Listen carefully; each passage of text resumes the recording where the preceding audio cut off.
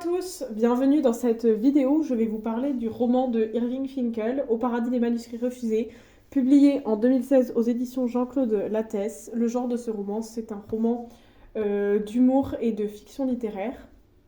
Donc Irving Finkel, l'auteur, était un philologue, assyriologue et écrivain britannique qui est par ailleurs directeur adjoint au département du Moyen-Orient du British Museum de Londres. Il est le conservateur en charge de la plus grande collection de tablettes d'argile cunéiforme au monde. Donc c'est un chercheur qui a écrit beaucoup d'ouvrages de non-fiction, d'essais.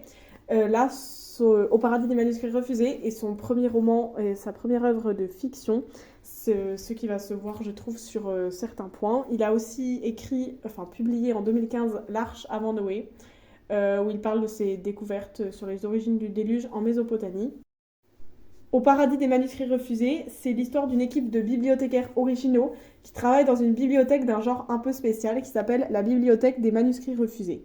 Ils accueillent dans cette bibliothèque tous les manuscrits qu'on veut bien leur envoyer, accompagnés de la preuve qu'ils ont été refusés au moins par un éditeur. Donc cette preuve, c'est la lettre de refus.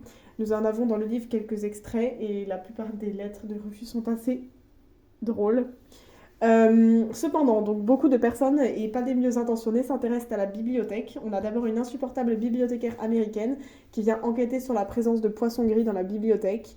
Elle se mêle de tout, espionne tout et tout le monde et veut faire régner sa loi sur la bibliothèque.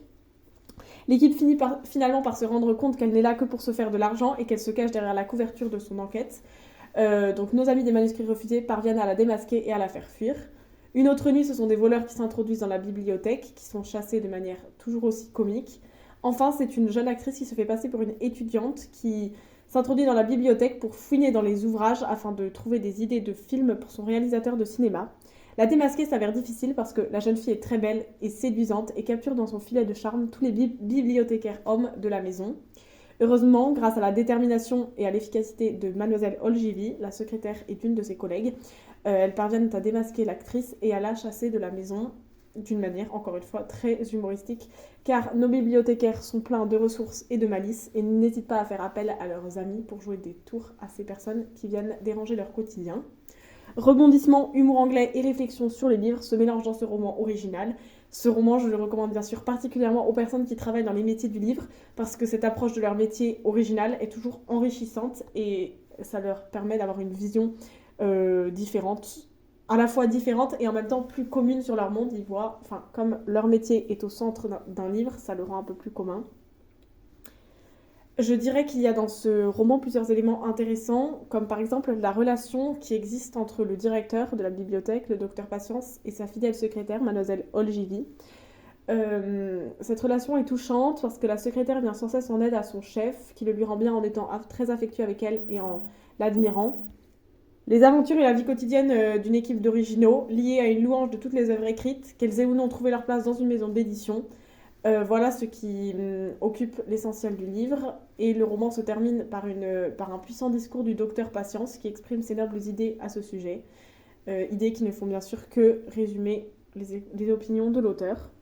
Je dirais que ce roman original se lit facilement et rapidement. D'ailleurs, c'est à ce sujet que j'aurais une critique à faire. Donc l'auteur intègre à son roman plusieurs rebondissements qui viennent bouleverser, et ces rebondissements, ce sont les événements qui viennent bouleverser la vie de cette étrange bibliothèque. Mais cependant, en un chapitre seulement, voire quelques pages, l'auteur épuise toute l'inspiration de l'intrigue. Son style scripturaire est peut-être bon, mais je trouve que le côté fictif laisse à désirer parce qu'il ne fait pas beaucoup de suspense et chaque élément qui on pense pourrait occuper une grande partie du livre, en fait, finalement, ne dure que très peu de temps.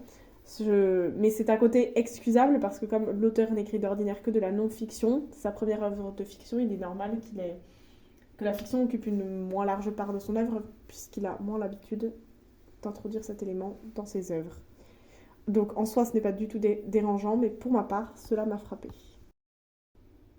Ce roman est donc très intéressant, écrit par un homme érudit et qui nous apprend beaucoup de choses, particulièrement sur le monde du livre.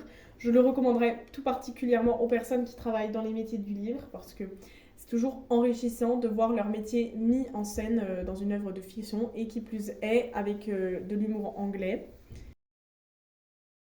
Si le cœur vous en dit, si mon contenu vous paraît intéressant, n'hésitez surtout pas à vous abonner. Et je vous dis à bientôt pour une nouvelle critique de livre.